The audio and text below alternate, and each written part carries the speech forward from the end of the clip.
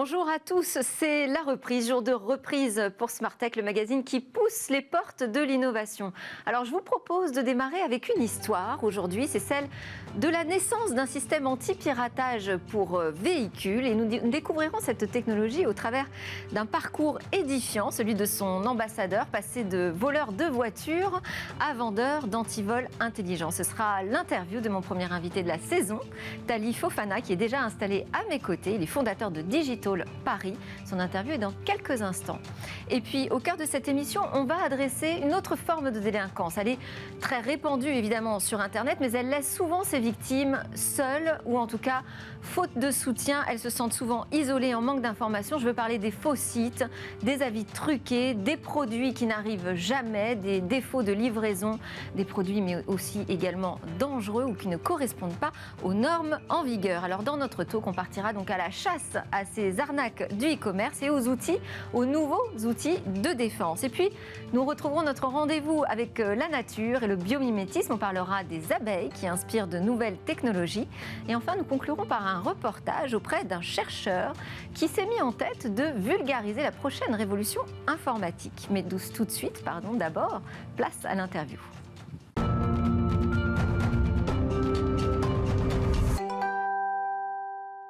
Alors, je suis avec Tali Fofana. Bonjour. Vous êtes président fondateur de Digital Paris. Je vous ai présenté comme quelqu'un qui a un parcours absolument édifiant. On va en parler. Mais pourquoi on en parle? Parce que vous avez monté une start-up dans la cybersécurité automobile qui ambitionne de réduire drastiquement le nombre de vols de voitures. Vous parlez de le réduire de 85%. Qu'est-ce que ça représente déjà aujourd'hui, cette criminalité? Alors, bonjour. Merci de me recevoir. Aujourd'hui, ça représente une voiture volée toutes les 4 minutes, donc environ 300 par jour et environ 150 000 par an. Et la France est plutôt mal placée au niveau mondial. La France est plutôt mauvais élève, ouais, absolument, au niveau mondial. Alors, à quoi c'est dû? Je ne sais pas, mais vous, en tout cas, vous vous êtes mis en tête de changer complètement de logiciel, puisque vous étiez à l'origine voleur de ces voitures, vous participiez à cette criminalité, et puis un séjour en prison vous fait réagir, et vous vous dites, en fait, il faut que je me lance dans la protection de ces véhicules. Comment ça se passe? Racontez-nous.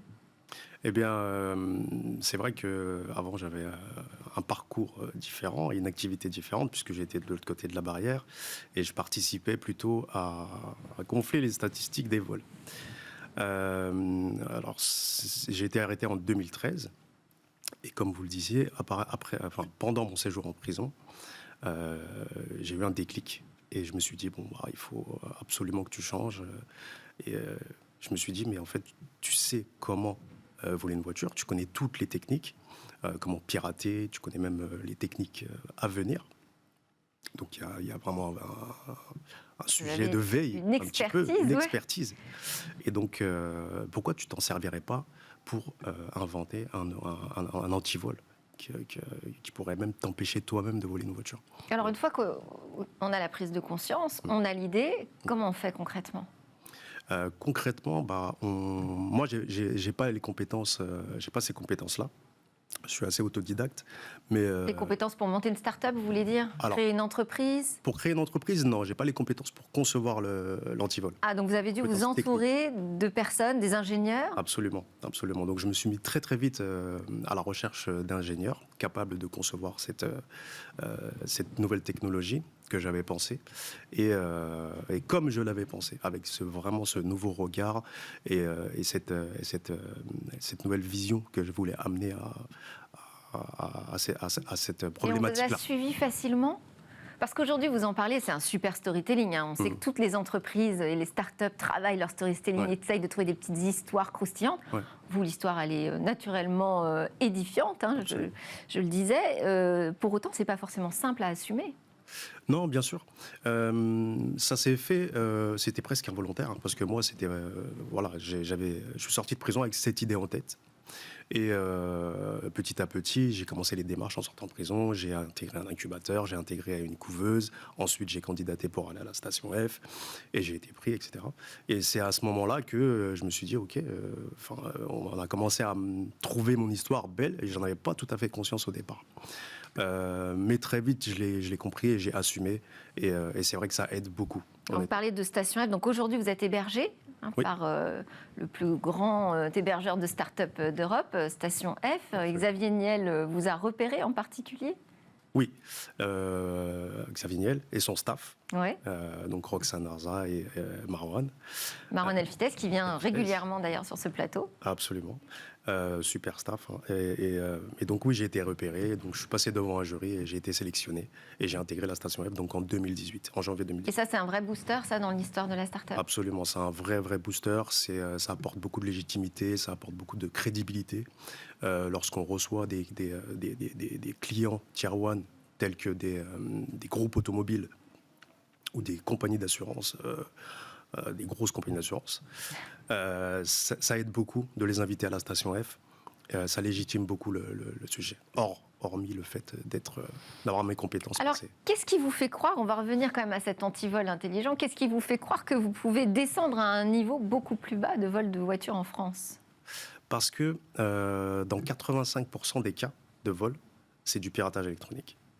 Donc moi, j'ai vu arriver ces nouvelles techniques de vol. En fait, ça ne les rend pas plus compliqués, les vols de voitures électroniques? Ça les rend plus simples. Ça les rend plus simples. Ça les rend plus simples, plus rapides, et donc moins risqués pour le voleur. Puisque une des données essentielles pour un voleur, c'est de passer le moins de temps possible dans le véhicule et partir le plus vite possible. Donc le fait de pirater... et alors, il faut avoir quel matériel pour pirater une voiture? Alors, il y a pléthore de matériel informatique qu'on peut trouver sur le marché, le darknet, etc. C'est du matériel et du logiciel? Du matériel et du logiciel, absolument. Et en fait, il faut savoir que dans tous les véhicules, aujourd'hui, c'est une norme mondiale, hein, dans tous les véhicules, il y a une prise qui s'appelle la prise diagnostique, ou EBD, On-Board Diagnostic, qui est là, elle, pour les mécaniciens, les garagistes, pour effectuer la maintenance des véhicules. Ouais. Et c'est une faille, c'est une porte d'entrée, puisque électroniquement, cette prise-là est toujours ouverte, non seulement pour les garagistes, mais aussi pour les voleurs, qui en profitent, du coup, qui sont dans la brèche. Et c'est comme ça qu'on vient brancher cet outil informatique sur la prise, et elle pirate. Vous appelez ça le mouse jacking? C'est le mouse jacking. Mouse jacking. Ouais. Et donc, vous, votre antivol, il a été conçu contre le mouse jacking. Comment il fonctionne? Absolument.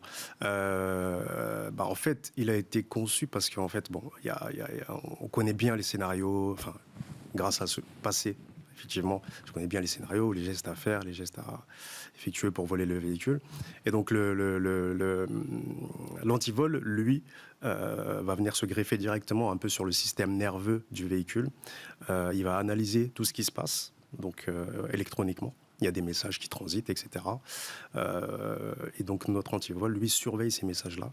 Et quand un voleur vient pirater, vient brancher cet outil informatique malveillant, il y a des transactions très particulières qui passent pour ordonner, pour forcer le démarrage du véhicule. Donc, comment on fait la différence entre le garagiste et le voleur? En fait, c'est une question de droit d'accès, c'est ça? Absolument. On ouvre des droits d'accès?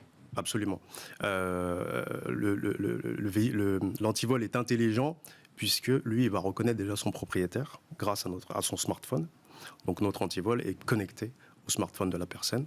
Et en plus, il peut donner un accès à son garagiste, une autorisation d'accès à son garagiste pour qu'il puisse effectuer la maintenance de façon tout à fait classique. Donc c'est une application qu'on peut charger sur son smartphone. Concrètement, comment on utilise cet antivol qui s'appelle Loch Ness? Qui s'appelle Loch Ness, absolument.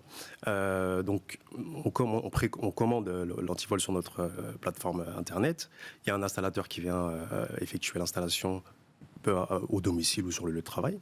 Ensuite, on télécharge l'application et du coup, nous, on fait rentrer dans la base de données des éléments techniques du téléphone portable pour qu'il soit reconnu, celui-ci et pas un autre, par le véhicule. Et à partir de là, on peut switcher on, off, choisir un créneau pour Ça fonctionne sur toute marque de voiture, tous les véhicules? C'est totalement universel, ça fonctionne sur tout type de véhicule, particulier, professionnel, camping-car, voilà.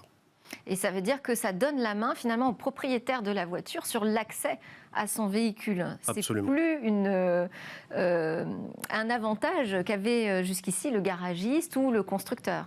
Tout à fait. Et ça, c'est bien perçu par la profession? C'est plutôt bien perçu. Ouais. C'est plutôt bien perçu par la profession, puisque de toute façon,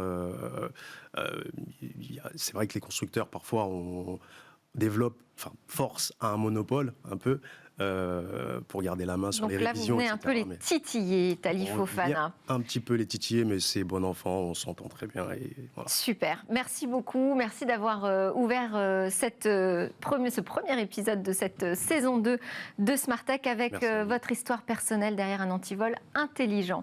Merci Talif Fofana. C'est l'heure de notre talk. On va parler de la chasse aux arnaques du e-commerce.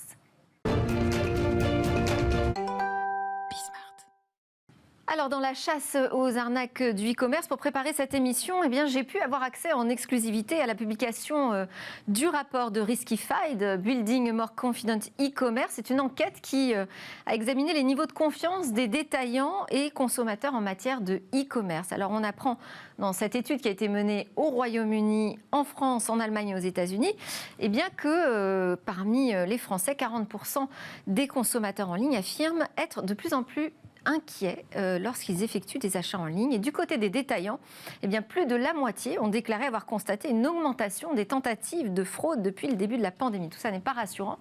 Et l'impact se fait évidemment directement sentir sur les revenus pour les détaillants.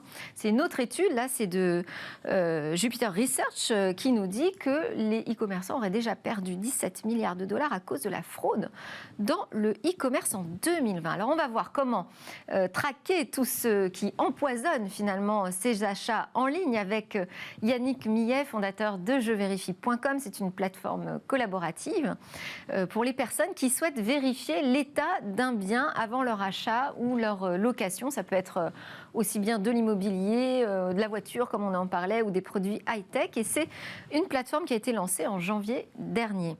Et puis on aura avec nous également en visio Laurent Amar, qui est fondateur et président de France Vérif, c'est un détecteur de fraude en ligne. Alors très récemment, puisque en mai dernier, il a déposé un brevet d'une IA qui est capable de détecter les sites frauduleux avec une fiabilité proche de 100%.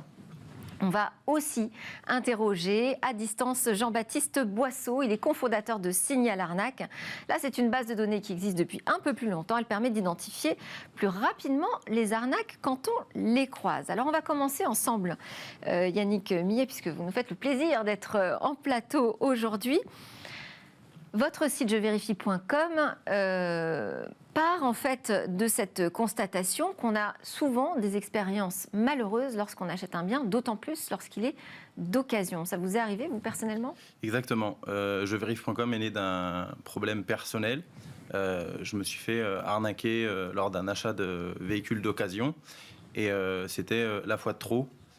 Systématiquement, quand j'achetais un véhicule d'occasion, il y avait quelque chose qui n'allait pas. Et je me rendais compte, bien évidemment, trop tard, une fois que j'étais sur place devant le véhicule. Et je me suis dit, à un moment donné, il faut trouver une solution pour éviter ce genre de choses. Car je ne dois pas être le seul concerné. Il faut trouver une solution pour justement éviter cela. Bon, alors la solution, c'est laquelle ? Comment on fait clairement pour vérifier l'état d'un bien, surtout quand on l'achète à distance ? Bien sûr. Alors, jevérifie.com, l'idée m'est venue d'une expérience personnelle. J'avais un ami qui était sur Toulouse et j'avais trouvé un véhicule sur Toulouse et je me suis dit, bon, on va pas reproduire la même erreur. Je vais faire appel à cet ami qui va aller, pour moi, voir l'état du bien. Donc, je lui ai demandé s'il était d'accord de le faire. Il m'a dit qu'il était OK. Il a été voir l'état du bien. Il m'a envoyé un SMS hyper complet avec des photos, un rapport vraiment très précis sur l'état du bien. Là, ça veut dire qu'on est un retour au physique, en fait. Voilà, c'est exactement ça. Et je me suis dit, en fait, c'est super ce qu'il a fait. C'est exactement ce dont on a besoin.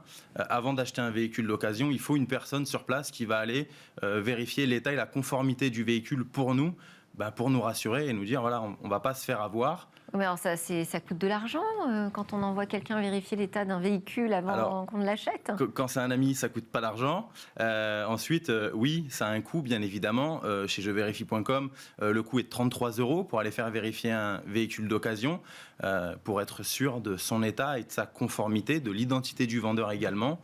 ça coûte moins cher. Il faut avoir confiance aussi dans le vérificateur. Exactement. C'est pour ça que sur notre plateforme, on a mis en place un profil de confiance, c'est-à-dire que tous nos vérificateurs sont notés par les utilisateurs qui ont fait appel à leur service.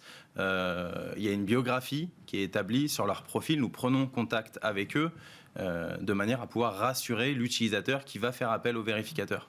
Alors, on va donner la parole à Jean-Baptiste Boisseau de Signal Arnaque qui est avec nous en visio. Bonjour, Jean-Baptiste. Alors, je disais que votre base de données existait depuis un peu plus longtemps que les autres solutions qu'on aborde, depuis 2012, je crois. Et vous aussi, c'est parti d'une expérience personnelle, en fait. Ce lancement de Signal Arnaque est lié aussi au lancement d'un site de petites annonces. Et vous avez dit, il faut qu'on trouve un moyen de lutter contre les escrocs. Vous, c'est plutôt une base de données, c'est ça qui référence l'ensemble des arnaques qu'on trouve sur Internet ? Oui, c'est ça. En fait, c'est une sorte de communauté en ligne. C'est un site communautaire dans lequel les internautes s'avertissent les uns les autres des arnaques qu'ils rencontrent. Ça veut dire qu'il faut que l'arnaque soit déjà connue, qu'elle existe et qu'elle est déjà pas mal tournée finalement. Pas forcément, parce qu'aujourd'hui, on a vraiment une base d'utilisateurs assez importante, ce qui fait qu'on a vraiment une très bonne réactivité par rapport aux arnaques qui apparaissent. Et assez important, c'est-à-dire de combien ? C'est-à-dire qu'aujourd'hui, étant donné qu'on a à peu près 1,5 million d'utilisateurs mensuels sur le site, on va dire une grosse arnaque qui est déployée assez massivement, on l'a dans l'heure qui suit son déploiement. Et pour les plus petites arnaques, c'est-à-dire vraiment les sites frauduleux qui apparaissent, là après ça peut mettre effectivement un petit peu plus de temps. Alors, je parlais des inquiétudes, aussi bien du côté des consommateurs que du côté des commerçants. Est-ce que vous le constatez, Yannick Millet, vous travaillez avant dans la grande distribution ? Oui. C'est beaucoup plus calme dans la grande distribution niveau arnaque ? C'est autre chose. C'est autre chose. C'est vrai que là, depuis qu'on a lancé jevérifie.com, on constate une réelle inquiétude de la part des gens qui nous appellent. Est-ce qu'elle est justifiée ? Je pense qu'elle est justifiée. Effectivement, on voit aujourd'hui de plus en plus d'arnaques. Les gens qui mettent en place ces arnaques sont de plus en plus rodés. Ça devient de plus en plus difficile d'identifier des arnaques. Donc oui, les gens ont peur. Sur des achats de type automobile ou immobilier, ça représente des sommes assez importantes. Donc oui, les gens sont méfiants. Vous êtes d'accord avec ça, Jean-Baptiste Boisseau ? Vous aussi, avec l'expérience de votre base de données, vous sentez qu'il y a une recrudescence, que ça devient une délinquance vraiment majeure aujourd'hui, ces arnaques au e-commerce ? En fait, ça ne cesse de progresser. En fait, depuis 2010, on constate, donc nous, à notre niveau en tant que base de données, mais après, si vous consultez aussi les données des forces de l'ordre, c'est très clair. Et alors, vous, en fait, c'est une solution collaborative, un petit peu comme jevérifie.com. Vous utilisez la base des internautes, en fait, pour protéger des arnaques. Vous ne concevez pas d'outils techniques pour lutter contre ces arnaques sur Internet ? Alors, si on conçoit aussi des outils techniques pour pouvoir alerter en fait les internautes sur des sites qui sont très récents en particulier, pour les alerter sur le fait que le site qu'ils sont en train de consulter, par exemple, est très récent, donc on a très peu de retours d'expérience dessus, et donc qui devraient, par exemple, se méfier du site sur lequel ils se trouvent. Donc, effectivement, on a lancé ce site qui s'appelle scamdoc.com il y a 2 ans et demi maintenant. Et donc, c'est un bon complément en fait à Signal Arnaque. Oui, en fait, vous attribuez une note de confiance, c'est ça ? Exactement. Et qui se base sur quels indicateurs ? Il y a beaucoup d'indicateurs, des indicateurs sur la transparence du site, c'est-à-dire est-ce qu'on connaît son créateur, est-ce qu'on sait depuis quand il existe, est-ce qu'on sait dans quel pays il se trouve. Et puis aussi un certain nombre d'indicateurs sur des avis qu'on peut trouver en ligne. Donc, notamment, nous, il y a évidemment notre base de données Signal Arnaque qui nourrit beaucoup Scamdoc, mais on utilise beaucoup d'autres sources. Alors, avant de vous libérer, Jean-Baptiste Boisseau, je voulais aussi vous interroger sur la manière dont vous travaillez avec les autorités, parce que quand vous avez accès comme ça à une base de données avec des déclarations d'internautes qui sont victimes de fraude, j'imagine que vous ne vous contentez pas de les recenser.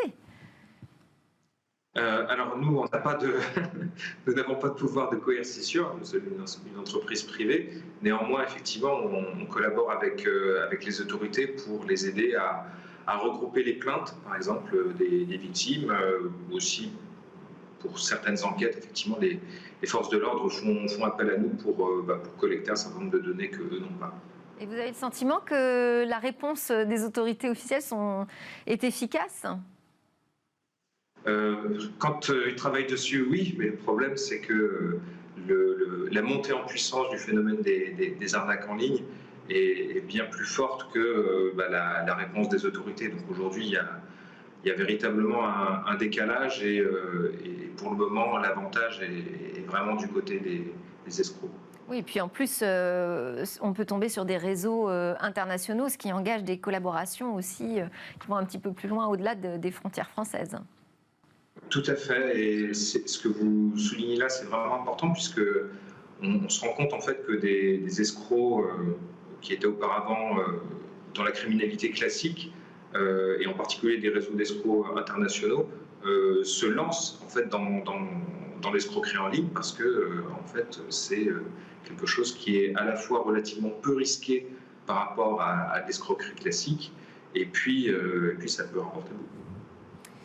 Merci Jean-Baptiste Boisseau, merci d'avoir été avec nous. Je rappelle que donc vous travaillez pour Signal Arnaque et plus récemment Scamdoc, donc un outil qui permet d'attribuer une note de confiance aux sites sur lesquels vous allez.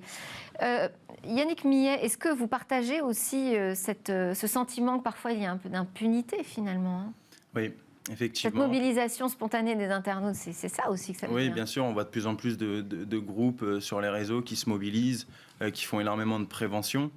Et ça, c'est super, parce qu'effectivement, une fois arnaqué, il est difficile d'obtenir gain de cause, c'est très long, et c'est des procédures qui sont très pénibles pour les victimes. Ah, c'est ça, vaut mieux prévenir que guérir dans Exactement. ce cas. Alors, cette fois, on va donner la parole à Laurent Amar de France Vérif. Laurent Amar, est-ce que vous nous entendez ? Bonjour. Ah, je vous vois apparaître. Alors vous êtes un multi-entrepreneur, plutôt spécialisé au départ dans le commerce de fleurs, si j'ai bien suivi votre parcours. Et puis en 2017, il se passe un accident pour vous, à la suite de l'achat d'un produit frauduleux. Et c'est là que vous décidez de lancer France Vérif. Racontez-nous. Oui, tout à fait. Nous nous sommes rendus compte à cette époque-là que toutes les solutions qui existaient étaient trop basiques. Et ces solutions basiques reposaient généralement sur très peu d'éléments.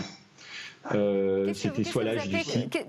Vous nommez quoi par des solutions basiques là ? Je ne vous suis pas. C'est-à-dire des solutions où les algorithmes étaient des algorithmes excessivement simples qui reposaient que sur 2, 3, maximum 5 éléments. Donc, nous avons développé Pardon, Laurent Amar, vous êtes allé un petit peu plus vite que moi. Moi, je voulais que vous nous racontiez l'histoire qui vous était arrivée. Donc là, vous êtes déjà parti sur l'idée que vous avez lancée. Donc, c'est une analyse de site à partir d'indicateurs, en fait, que vous mettez dans une machine, un logiciel, et les algorithmes vont travailler pour en sortir. Là aussi, on en a parlé tout à l'heure, une sorte de note de confiance. C'est ça aujourd'hui que vous proposez avec France Vérif ? Pas tout à fait, c'est-à-dire que ce sont des IA que nous avons développées avec les plusieurs pontes de l'IA française, issues de Polytechnique, issues de l'Institut Pierre et Marie Curie et d'autres grandes écoles françaises. Ça nous a pris près de 3 ans. Ce sont des IA vraiment dernière génération. Les Américains ont essayé d'avoir des résultats aussi proches que nous pour l'instant, ils en sont très loin. On va dire qu'aujourd'hui, les solutions d'évaluation ont une fiabilité d'à peu près 60%, entre 50 et 60%. Nous sommes à un niveau de fiabilité de près de 100%, 99, 79 pour être précis. Sur les sites francophones, les sites français, sur quel type de site ? Non, tous les types de sites. Il a fallu 43 data analystes qui ont dû faire apprendre sur des IA, qui ont dû faire apprendre aux IA sur plus de 500 000 sites. Donc ça a été un vrai travail de Romain. Mais nous avons pu breveter cette solution française qui est une première mondiale. Donc, vous dites que vous avez un outil qui est capable de détecter un site frauduleux, quel qu'il soit, dans n'importe quelle langue ? Oui, tout à fait. Alors, site frauduleux e-commerce. Nos IA sont spécialisés sur les sites e-commerce uniquement pour l'instant. Qu'est-ce qu'ils détectent de frauduleux ? Par exemple, je ne sais pas, on a parlé du type d'arnaque dans le sommaire, la fraude à la carte bancaire. Comment est-ce qu'on détecte que ce site risque de nous confronter à une fraude à la carte bancaire ? Les IA vont aller... en fait, on a plus d'une centaine de robots de fouille qui vont aller rechercher plus de 127 data points qui vont, en quelques secondes, les faire analyser par plusieurs types d'IA, des IA de sens, de vision, etc. Et lorsque vous êtes sur un site, en réalité, au moment où on va vous demander de vos données personnelles, que ce soit votre carte bancaire ou peu importe, tout de suite, on va vous proposer de scanner le site sans que vous ayez à bouger du site sur lequel vous êtes. Et en 5 secondes, les IA vont aller récolter sur tout le web plus de 120 informations et les faire analyser par tous les robots d'analyse que nous avons développés, ces IA ultra perfectionnés. D'accord. Vous ne voulez pas nous dire plus précisément comment on détecte un site qui est frauduleux pour son type de transaction, ou comment débusquer par exemple des avis truqués, évaluer des prix qui sont abusifs? Quels sont les indicateurs qui entrent en jeu dans votre intelligence artificielle? C'est la beauté des IA, c'est qu'elles peuvent être extrêmement efficaces. Leur limite, c'est qu'elles sont difficilement traduisibles pour des humains. C'est un vrai problème, ouais, de ne pas être explicable. Ouais. De ne pas être explicable. Et c'est pour ça qu'à un moment donné, tous ces éléments vont être analysés, ces 120 et quelques éléments, vont les recombiner. C'est-à-dire que si on recompte toutes les combinaisons de ces 120 et quelques éléments, on arrive à des milliers en fait de data points qui sont analysés par les IA. Alors, moi, j'ai vu sur les avis de clients, parce que ça, c'est une vraie bataille aujourd'hui qui est menée. C'est une question de crédibilité aussi pour les e-commerçants d'afficher des avis clients sincères. Pour autant, on sait qu'il existe des marchandages. Amazon a supprimé plus de 200 millions de faux avis en 2020. C'est à ça que vous vous attaquez finalement avec Je Vérifie. Nous, on s'attaque plus vraiment sur les sites d'occasion, d'annonces d'occasion. Ça va plus être au produit en lui-même. Est-ce que l'annonce est bien réelle? Est-ce que le produit est en bon état? Il est bien conforme? Après, bien évidemment, on encourage les utilisateurs de ces sites de petites annonces. Parce qu'on qualifie aussi le vendeur. On peut dire c'est un excellent vendeur, j'ai jamais eu de problème avec lui. Tout ça, ça fait partie de la catégorie des avis. Exactement, bien sûr. Donc, être très vigilant sur l'identité du vendeur. Vraiment collecter un maximum d'informations et toujours rester très vigilant. Et alors, comment est-ce qu'on peut évaluer votre vérificateur ou être sûr de son identité et de sa fiabilité? Alors nous, en interne, on effectue des vérifications, c'est-à-dire qu'on oblige nos vérificateurs à s'inscrire sous leur vraie, réelle identité, nom, prénom. Ensuite, on leur demande leur pièce d'identité ainsi que leur RIB, ce qui nous prouve qu'on a la bonne personne qui s'inscrit sur notre plateforme. Et pour eux, l'intérêt, c'est quoi? D'arrondir les fins de mois? Alors, le premier intérêt, c'est de faire partie d'une communauté d'entraide, d'aider les gens justement à ne plus se faire avoir. Et dans un second temps, bien évidemment, pouvoir avoir un complément de revenus à la fin du mois. Laurent Amar, les arnaques aussi sont encore plus faciles sur mobile en matière de e-commerce, parce que finalement, sur un écran taille réduite, avec des adresses qui sont tronquées, voire masquées, ça devient compliqué d'être attentionné au site sur lequel on clique et on achète quand on est sur son smartphone. Il y a une vraie évolution. Vous savez, en 2020, il y a eu 26 millions de victimes sur 40 millions d'acheteurs. Les chiffres de 2021 montrent une progression d'une des arnaques les plus courantes, c'est-à-dire l'arnaque à la non-livraison, de 443%. On voit que ça n'a rien à voir avec l'augmentation du e-commerce, qui n'a été que de 8% sur l'année. Pourquoi? Parce que tout simplement, le web est devenu, comme le dit le responsable de cybermalveillance.gouv.fr, une armurerie à ciel ouvert. Aujourd'hui, créer un site clone créer un faux site qui va avoir toutes les apparences d'un vrai bon site respectable va prendre une après-midi à quelqu'un qui n'est pas forcément un expert informatique. De plus, comme le disait tout à l'heure votre autre invité, ces sociétés qui font ces cyberescrocs génèrent beaucoup de chiffres d'affaires et ils vont créer entre 80 et 150 sites par jour, dont la plupart seront fermés le jour même. Et il est impossible, indécelable à l'œil nu, de pouvoir repérer à un moment donné qu'un site est une arnaque aujourd'hui ou pas. L'époque où les sites d'arnaque avaient des fautes d'orthographe, de grammaire, étaient mal façonnés et très loin derrière nous.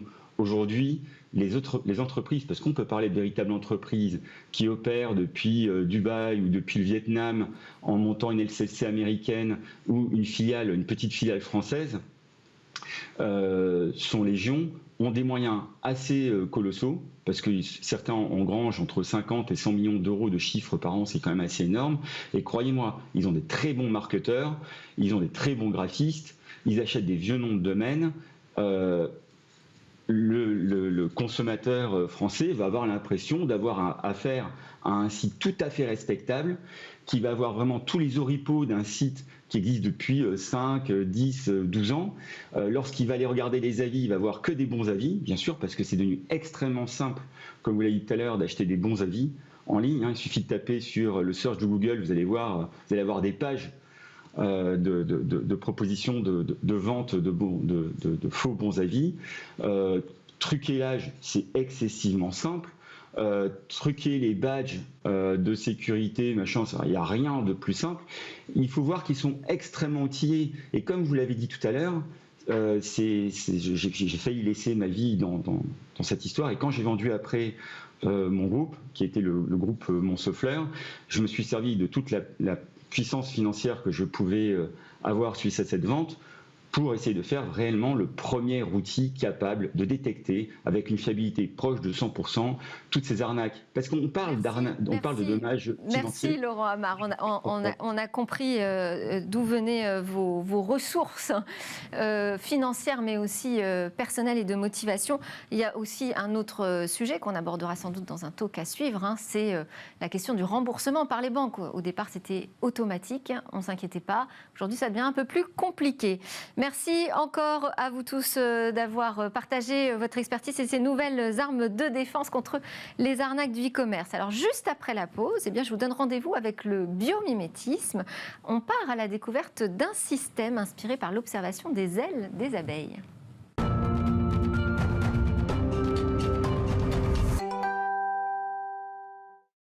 Vous êtes bien sur Bismart et vous regardez Smart Tech. On est en direct à 11h. C'est votre quotidienne dédiée au monde du numérique et de l'innovation. Alors vient de me rejoindre Margot Didi, qui est analyste scientifique chez Bioxégie, pour notre rendez-vous avec la nature et le biomimétisme, cette ingénierie qui s'inspire du monde vivant. Bonjour Margot. Bonjour. Alors, vous allez nous présenter un système de fixation qui est né de l'observation des ailes des abeilles, mais on peut peut-être d'abord commencer par donner un peu de contexte sur ces insectes butineurs. Exactement. Alors, les abeilles, ce qui est intéressant, c'est qu'il y a 20 000 espèces qu'on connaît aujourd'hui. On en découvrira sûrement plus dans les années à venir. On en compte environ 1000 en France. Et ce qui est assez surprenant, c'est que la majorité des espèces d'abeilles ne produisent pas de miel. Nous, on connaît surtout l'espèce Apis mellifera, qui, elle, effectivement, produit du miel. Elle est élevée par des apiculteurs en France. Mais la majorité des abeilles sont des abeilles qui sont plutôt solitaires et qui ne vivent pas dans des colonies. Alors que les abeilles Apis mellifera, elles vivent dans des colonies qui sont pérennes. Ce sont des colonies qui durent, du coup, juste pendant plusieurs années. Et au sein de cette colonie, on retrouve plusieurs rôles. Et c'est extrêmement complexe comme société. Et c'est hyper intéressant justement de s'y intéresser. C'est qu'on a la reine, donc, qui est bien connue. C'est celle qui pond tous les œufs, qui vont donner naissance à toutes les abeilles. On a ce qu'on appelle les faux bourdons. Donc c'est les mâles des abeilles. C'est environ moins de 5% à peu près des populations des colonies. Et on a les abeilles ouvrières. Et ce qui est intéressant, c'est que les abeilles ouvrières, elles remplissent plusieurs métiers tout au long de leur vie. 7 métiers en tout. alors qu'elles ont une durée de vie l'été de 6 semaines environ.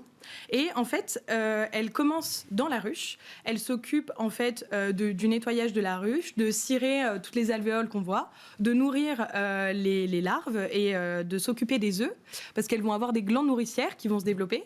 Et petit à petit, elles vont quitter la ruche. Donc les 3 dernières semaines de leur existence, elles vont aller chercher du nectar et du pollen et de l'eau aussi pour la colonie. Et donc, ce qui est intéressant, ce qui va nous intéresser aujourd'hui, c'est les ailes des abeilles. Ce qu'il faut savoir qu'une abeille, sur 6 semaines, donc toute sa durée de vie, elle peut parcourir jusqu'à 800 km. Et donc, effectivement, c'est très intéressant pour elle d'avoir des systèmes qui lui permettent de minimiser l'énergie qu'elle va dépenser pour son vol. Et donc, en fait, les abeilles ont 2 paires d'ailes. Et effectivement, on ne le voit pas forcément quand on voit une abeille voler comme ça, mais l'abeille va avoir une aile frontale associée à une aile postérieure, qui vont être reliées par un système dont on va parler juste après. C'est ça qui va nous intéresser, ce système de couplage entre les ailes. Et en fait, ces 2 ailes vont augmenter la surface plutôt que si elle n'en avait qu'une. Donc ça va augmenter la portance en fait de l'abeille. La portance, ça va être la force qui va être appliquée perpendiculairement à l'aile de l'abeille, et ça va lui permettre justement de voler. Et donc, l'abeille va avoir une surface plus grande, donc va voler plus simplement. Et en plus de ça, avec le fait d'avoir 2 ailes, elle peut ajuster un petit peu plus son vol en fonction des conditions ambiantes, et donc dépenser moins d'énergie. Et donc là, ce qui nous intéresse, c'est la structure en fait de ce couplage des ailes. Exactement. En fait, ce qui va nous intéresser aujourd'hui, ça va être le système qui va accrocher les ailes. On va avoir un système de crochets, donc des crochets qui vont être sur l'aile postérieure, et une membrane sur l'aile frontale.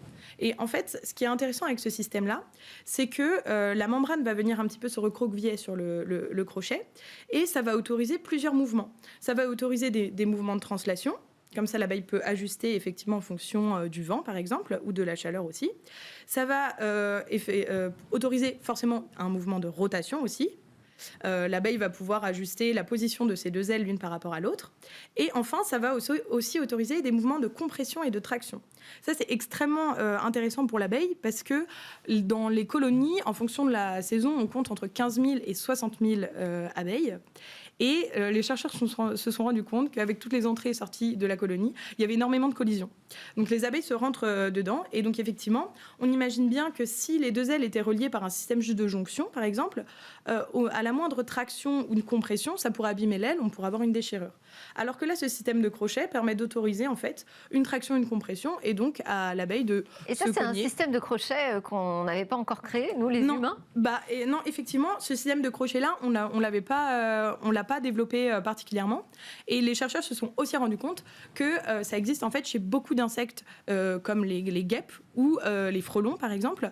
Et ils vont étudier d'ailleurs ces différentes espèces dans la suite parce que la répartition des crochets et leur disposition n'est pas du tout pareille en fonction des espèces.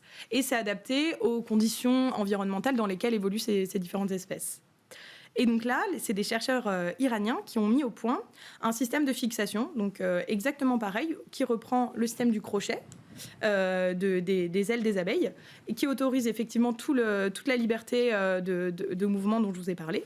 Et à l'heure actuelle, ils ont transposé ça sur un système d'attache pour un rasoir jetable. Mais effectivement, ça pourra être reproduit pour beaucoup d'autres technologies, beaucoup d'autres systèmes. Quel est l'intérêt sur le rasoir ? Alors sur le rasoir, c'est que effectivement c'est un système qui n'est pas du tout compliqué en fait à mettre en place. Donc eux ils l'ont imprimé en 3D à partir de PLA. Et donc ça coûte pas cher, c'est pas compliqué, c'est facile à reproduire. PLA, pardon. C'est de l'acide polylactique, c'est un acide qui est une sorte de plastique qu'on peut dire biosourcé, qui peut être fait à partir d'amidon de maïs, qui est souvent utilisé pour les impressions 3D. D'accord. Et donc c'est assez peu cher et donc on peut créer donc ce rasoir. Et l'intérêt aussi avec ce système de fixation, c'est qu'effectivement pour le rasoir, ça va autoriser tous les mouvements possibles pour qu'il s'adapte du coup à l'utilisateur qui le prend. Et c'est sur la tête qui est jetable, donc c'est un système où on ne jette que la tête et on garde le manche. Et on peut imaginer d'autres applications. Exactement. On peut imaginer ces applications pour l'horlogerie, dans la bijouterie par exemple, pour des fermoirs, dans des industries par exemple, pour des systèmes de fixation sur des voitures ou ce genre de choses. À partir du moment où on a besoin d'une liberté de mouvement et qu'on a besoin de quelque chose qui est réversible, qui peut s'ouvrir et se fermer, on peut imaginer transposer ce système-là. Merci aux ailes des abeilles et merci à vous, Margot Didy, analyste scientifique chez Bioxégie. On va continuer nos découvertes dans Smart Tech avec un sujet sur la prochaine révolution informatique. Alors cet été, Smart Tech est parti à la rencontre d'un chercheur, Laurent Guiraud. Il fait le pari de faciliter demain l'accès aux petites entreprises à la technologie quantique et à sa puissance extraordinaire de calcul. Pour cela, il a décidé de créer une société, la société Colibri TD. C'est un reportage que je vous propose de suivre, un reportage de Cécilia Sévry et Kosela Bouèche.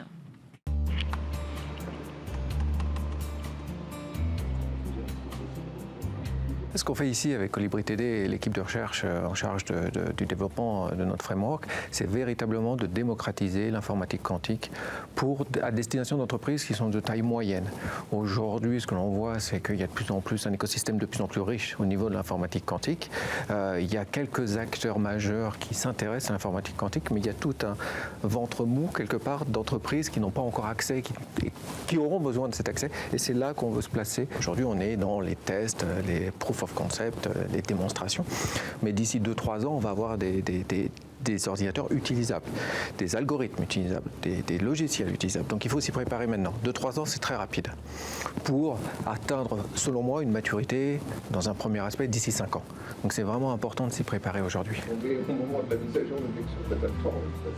Donc ici, on travaille sur un framework, un cadre qui va permettre en fait d'accélérer les projets quantiques. On l'appelle QIC, Quantum Innovation Computing Kit. Donc là, Hamza est en train de faire un certain nombre de simulations sur un ordinateur quantique IBM. Xavier est en train de regarder un certain nombre d'articles pour affiner certains de nos modèles, puisque c'est en fait un effort assez abstrait aujourd'hui, puisqu'on travaille sur des algorithmes. Donc il y a quand même un travail très abstrait en profondeur pour analyser et passer du classique au quantique. C'est toute une analyse assez profonde qui est le challenge, en fait, qui est vraiment le défi d'aujourd'hui. En fait. C'est pour ça qu'il n'y a pas énormément de sociétés qui s'attaquent à ce problème, puisque ça demande des ressources assez penchées sur l'informatique quantique, sur le monde quantique, et ce n'est pas des ressources qui sont trouvables très facilement aujourd'hui. L'intérêt, c'est d'aller chercher ce qui nous intéresse le plus dans ces technologies pour optimiser et aller le proposer à des entreprises, on va dire, intermédiaires qui n'ont pas accès à ces technologies et qui n'ont surtout pas les ressources pour le faire. Aujourd'hui, qu'est-ce que ça va apporter? Pourquoi on fait tout ça? La première révolution quantique dans laquelle on vit a apporté le laser, l'IRM. Aujourd'hui, on ne parle pas de ça comme des technologies quantiques, on parle de ça pour se soigner, pour utiliser un téléphone, etc. Donc on en bénéficie indirectement. L'idée, c'est pareil. Par exemple, aujourd'hui, pour la chimie, une molécule sera développée, au lieu de parler d'années, ça sera des mois. Pour l'environnement, au lieu d'avoir des engrais qui polluent parce que c'est très difficile à fabriquer, on pourra les fabriquer de façon plus efficace. Les batteries, c'est une application fondamentale. Les batteries, par exemple, aujourd'hui, une batterie, elle a une capacité, mais pouvoir faire des batteries moins chères avec de plus grandes capacités, ce serait une révolution parce que tout le monde pourra passer à l'électrique, non seulement dans les voitures, chez soi, etc. Donc, comme toute révolution, 90% des choses qui vont arriver, on ne les anticipe pas. Et c'est ça aussi qui va impacter la vie de chacun progressivement, et c'est ça qui est intéressant, parce qu'on est au tout début de cette révolution. On n'envisageait pas dans les années 70 tout ce qu'apporterait l'informatique, et aujourd'hui on n'envisage pas tout ce que pourra apporter l'informatique quantique. Donc on est vraiment là aujourd'hui. C'était notre séquence Et demain, et c'était aussi le premier jour de Smart Tech saison 2. Merci à tous de nous avoir suivis. À suivre, c'est le lab où viennent pitcher les entreprises du numérique. Alors je vous retrouve moi demain avec grand plaisir. C'est en direct à 11h sur Smart Tech, sur Bismart pour de nouvelles découvertes et discussions sur la tech.